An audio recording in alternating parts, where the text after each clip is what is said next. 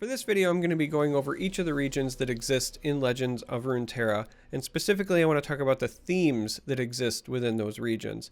If you're coming from other card games, whether it's Magic the Gathering or the Elder Scrolls Legends, you're probably pretty familiar with the idea of a color pie, or color identity or class identity if you're coming from Legends.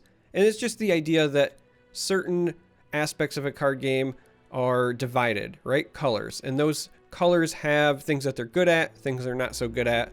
Legends of Runeterra is no different. We have regions in this game, and each region has things it's good at, things it's not so good at. With so many people trying the game out for the very first time, I thought that I would just kind of break down what the themes are for each region, so that if you have a certain play style, or if I'm discussing a theme and you're like, hey, that sounds like something I might enjoy, you know kind of where to go. I'm also going to talk about some of the themes that overlap, so that some of these regions have like natural pairings, I guess, if that makes sense. We're going to start with Demacia.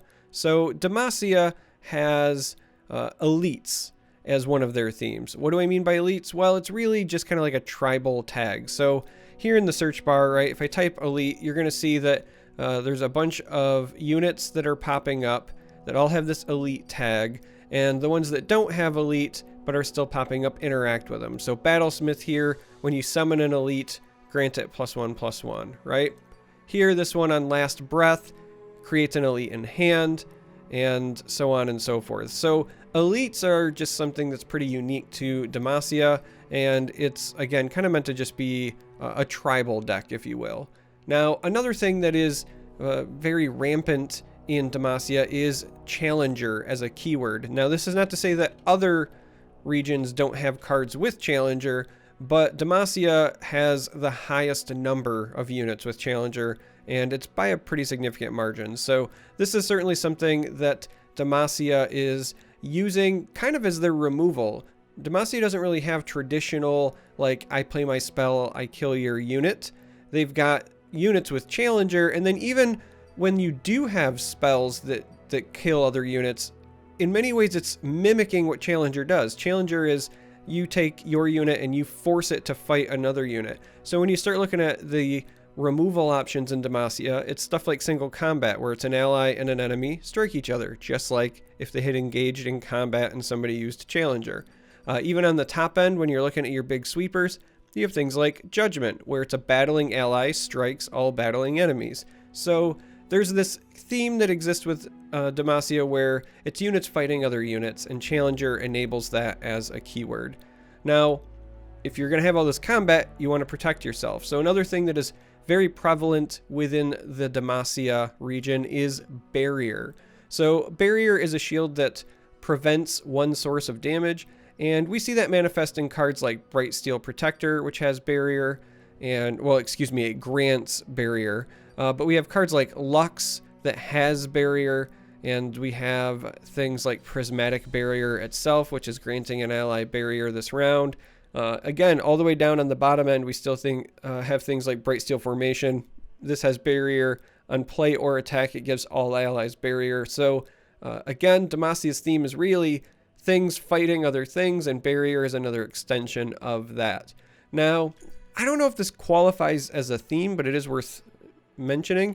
Currently, there's only one card that has the word capture on it, like in the entire game, and that exists within Demacia, and that's Detain here. So by default, that's a theme in Demacia right now, just because no other region has it. And I wouldn't be shocked if they expanded upon this further. Demacia is oftentimes compared to white in Magic in many different ways, and so this is very similar to the remove a permanent effects like Oblivion Ring that then come back when the Oblivion Ring is removed. It's kind of the same idea with capture. I capture you, my unit that's capturing you, when it dies, you get your unit back, etc., etc. The last thing that is in Demacia as a theme is when an ally has died. So let's see if we can find a great example of it. Dawn Speakers is a great example. So end of round, grant other allies +1/+1 if an ally died this round. Another good example would be like Vanguard Redeemer here. When I'm summoned, draw a unit if an ally died this round. Radiant Guardian, same thing. I get 2 keywords if an ally died this round. again, fits the theme of Demacia because their theme is combat, right? I want my stuff to fight your stuff. So having these triggers makes an awful lot of sense. And this is a great overlap spot, and we'll talk about that later with another region that has a very similar theme. So those are like the 5 major overarching things for Demacia. We're going to go ahead and move along because I've got 5 themes essentially for each region. And so next we're going to move on over to Freljord. Now, right out of the gate, the easy one you're going to notice is Frostbite, because it basically exists only here, and there's a lot of it. And we get cards like Ash, who is a champion that interacts with it. Brittle Steel has Frostbite, and we've got, archers that cause Frostbite, and even if you go all the way down, we'll get things like Harsh Winds that have Frostbite. So Frostbite is very much part of Freljord because it's cold there. Next up, we have Poros and Elnuks. So we have these kind of like mini Elnuk tribal things going on where you have this one, the Troop of Elnuks, where they summon each Elnuk in the top 10 cards of your deck. And then, you guessed it, there are more Elnuks that exist within Freljord. Similarly, there are Poros and a bunch of them. And again, not to say there aren't Poros in other colors, but there's a bigger critical mass in Freljord. And then even still, you get champions like Braum, who after they've leveled up, when he takes damage, he starts creating mighty Poros, for example. So Poros and the Elnuks are just, again, kind of a part of Freljord. Now, another part of Freljord is deck buffing. So these are cards that buff other cards that are currently in your deck. Things like Omen Hawk, right? Grants allies in your deck +1/+1. Starlight Seer, every time you cast a spell, ally in your deck gets +1/+1. The Avarosin buddy, when I find him, here we go. Hearthguard here, when I'm summoned, I grant allies in your deck +1/+1. If you're coming from the Elder Scrolls Legends, basically think of it as like the Praetorian Commander theme, but it's not always your entire deck. Sometimes it's just like the top 2 or top 3, but this is certainly a theme in Freljord. Another thing that exists in Freljord is the idea of your allies being damaged and then you taking advantage of it. So Braum, for example, here has regen, which helps him take advantage of it, but when he survived damage, he does things.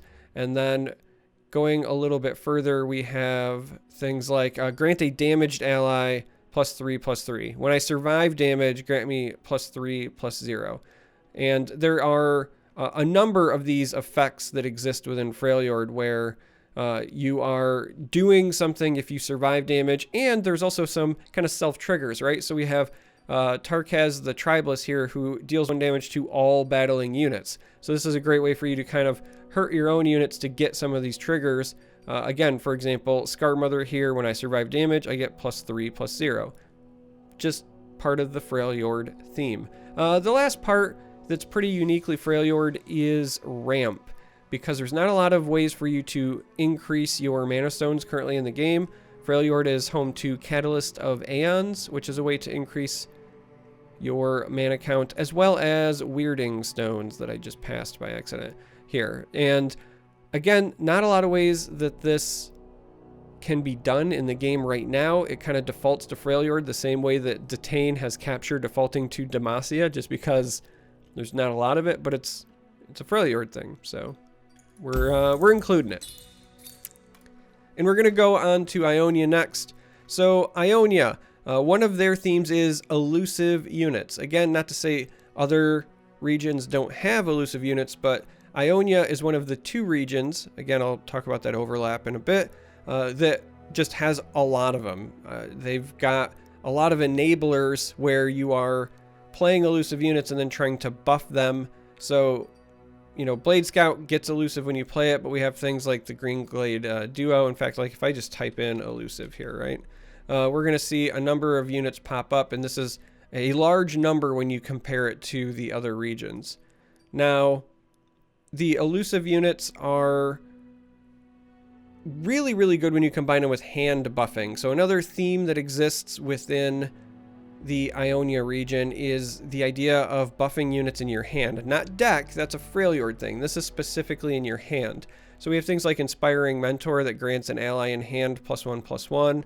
And if we go a little bit further down, we've got Green Glade Elder, which is buffing an ally in hand. We have Jeweled Protector, which is buffing an ally in hand, and so on and so forth. Now, you can get a lot of utility out of this when you combine it with another one of the Ionia themes, which is both recalls and stuns. So recall is basically bounce, right? Returning something to a player's hand. So within Ionia, we have ways to recall allies to our hand, both with spells and also with, as soon as I find it, some of your units. And so you can bounce things back to your hand, replay them to maybe trigger play effects, or you can bounce them to your hand and then buff them and then play them again. And you can also certainly recall your opponent's units. We have cards like Will of Ionia, or even deep into the late game, we have things like Mina Swiftfoot. There are also stuns that exist in Ionia with things like Wind Chaser, Steel Tempest, and obviously Yasuo here interacts with both stuns and recalls. So that's just a big part of the Ionia regional theme. Now, another one is Barrier. So this is the first time where we're going to see some of that overlap. Demacia had Barrier as a very strong point in its setup because they're all about combat, right? Ionia here is kind of about tricks, and combat falls into that realm, right? Combat tricks. And so we have things like Shen that exist here, but then going down further, we have things like Key Guardian. This is like a marriage of the two. This is buffing something in your hand by giving it Barrier, but then also taking advantage of Barrier. It's like perfect harmony. But even going further, we have things like Spirit's Refuge and Stand United. So a lot of ways that we can grant Barrier in Ionia and also in Demacia. If you're going to play a Barrier heavy deck, maybe think about playing the two together. Shocker, I know. And the last thing that is a theme that exists within Ionia, because again, I'm covering like 5 themes per region, is the idea of making your opponent's units ephemeral. So we have things like Deathmark, where you remove ephemeral from an ally to grant it to an enemy. And we've got things like Shadow Flare, where you grant all battling followers ephemeral. The idea being that you're hopefully playing this when your opponent is attacking, and so it's going to be like a one-sided board wipe, things like that. We have Ren Shadowblade here, when the enemy summons a follower, granted ephemeral. This is like their version of removal. They don't have hard traditional removal, but they can make enemy units ephemeral and then they'll die at the end of the round. So that is very much an Ionian theme. And we're going to move on to keep things moving and grooving here. Now, Noxus is just aggressive. So one of their themes is discarding cards. Now, what do I mean by that? Well, I mean, we have champions like Draven, for example, that create the spinning axes, and in order to play spinning axe, you have to discard a card. And then you can combine that with some effects like Vision, for example, which says when cast or discarded, grant allies +1/+0. Very often, Noxus is paired with Piltover, and we'll get to that in a moment because that's another region that deals a lot with discarding things. Noxus also is another source of stuns, so if you wanted to go with a Yasuo deck that was really ramping up the recalls and stuns, then Noxus is another way that you can do it, because we have spiders that stun and spells that stun. We have Roar, Decisive Maneuver, some more units. Noxus is like your second best home for stuns. Noxus is also... no, I'm not typing that correct. Also home of damaging your own allies. So just like Freljord had you taking advantage of your allies being damaged, Noxus is the other region that does that. So we have champions like Vladimir, where when you've had allies survive damage, Vladimir triggers. But then, again, going further, we have like deal 1 to an ally, grant it +2/+0. We have deal 1 to an allied follower. If it survives, create a copy in hand. So there's an awful lot of Noxus cards that kind of want you to ping them and damage them and then get some sort of benefit, right? It's that kind of vampiric transfusion of power. Now, Noxus also is home to Overwhelm as a keyword by like a large margin. The number of cards that pop up when you search Overwhelm in Noxus is like dwarfing the other regions. The only one that comes kind of close is Freljord, but it's certainly a Noxus theme. And part of the reason that it is a Noxus theme is because Noxus is also home to a lot of attack buffs and sources of Nexus damage. So like if I type just the word Nexus, you're gonna see you know, a lot of things pop up where it's like deal 1 damage to the enemy Nexus. When I survive damage, deal 2 to the enemy Nexus. So this is combining 2 of those themes. Deal 2 to the enemy Nexus. I deal double damage to the Nexus, direct damage to the Nexus. So Noxus is very much that kind of like direct damage. If you're coming from Magic the Gathering, it's like a source of burn. I also mentioned just straight attack buffs because we have things like Brother's Bond, where you're buffing their attack very specifically. We have things like Might, where you're giving Overwhelm and an attack buff. Again, all of this just very much on theme with them being like a brute force and kind of overpowering. And for the most part, that is Noxus. Next, we're going to go to Piltover and Zaun. Piltover and Zaun is another region that benefits very heavily from discarding. This is like the primary home for discarding, where Noxus, it was kind of like a bit of a secondary, but a great pair with Piltover and Zaun. Why do you want to discard here? Well, Jinx levels up when your hand is empty, but there's all sorts of cards that either trigger when you discard, so when cast or discarded, or cards that want you to discard. So here, to play this, we discard 2 and then draw 2. Similarly, to play me, discard 1, last breath, draw 1. When I'm discarded, summoning. To play me, discard, and so on and so forth, right? Like this is very much a Piltover overarching theme, and personally I think it's really fun. Speaking of other things that are a Piltover and Zaun theme, spells. Just different ways to interact with spells. Things like Assembly Bot here that we already have on screen. When you cast a spell, grant me +1/+1. We have things like Ezreal and Heimerdinger. This is when you cast a spell, do a thing. Here, this is when I strike the Nexus, I make spells, and then I level up when I've targeted a number of things. And even if we go, you know, to the late game stuff, right? We've got Plaza Guardian, reduce my cost by 1 for each spell you've cast this game. Kind of self-targeting, right? When I'm targeted, draw a card. Spells, spells, spells. So that is definitely part of the kind of Piltover theme. Another thing is elusive. So earlier we talked about how Ionia had a large number of elusive units. Piltover is the other region that has a fair number of elusive units as well. So if you really wanted to go with what I call a flying deck. So like in Magic, it's basically the same thing as flying. If you don't know how elusive works, when you attack with an elusive unit, it cannot be blocked unless the other unit also has elusive. So it's very much like flying from Magic the Gathering. If you wanted to build like the flying deck, then you would likely play Ionia, and Piltover and Zaun as your 2 regions. Now, the last 2 things to mention, one is Puff Caps, and this is largely just because Teemo exists here. So Teemo plants poison Puff Caps. That's his like entire champion ability. And then if I type the word Puff Cap, you're going to see other things pop up.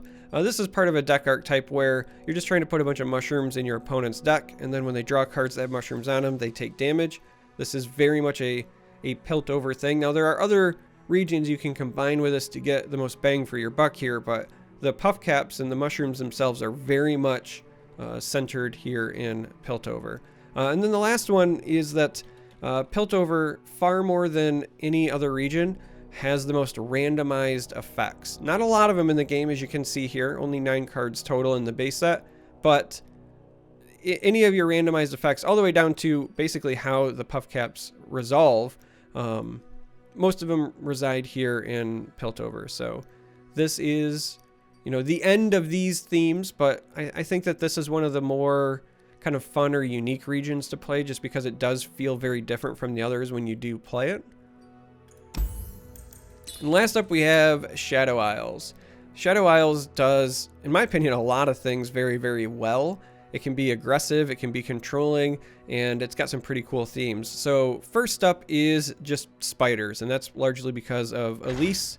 When she attacks, she summons spiders, and then when she levels up, she deals with spiders. And just like with anything else, there are certainly spiders that exist in the other regions, but if we search for spider here, there's a large number of kind of like core cards that go into a deck archetype to deal with spiders. Also, I just want to mention here real quick, right? Like if I'm searching for this and you only see like 8 cards, you might be saying like that's not a lot.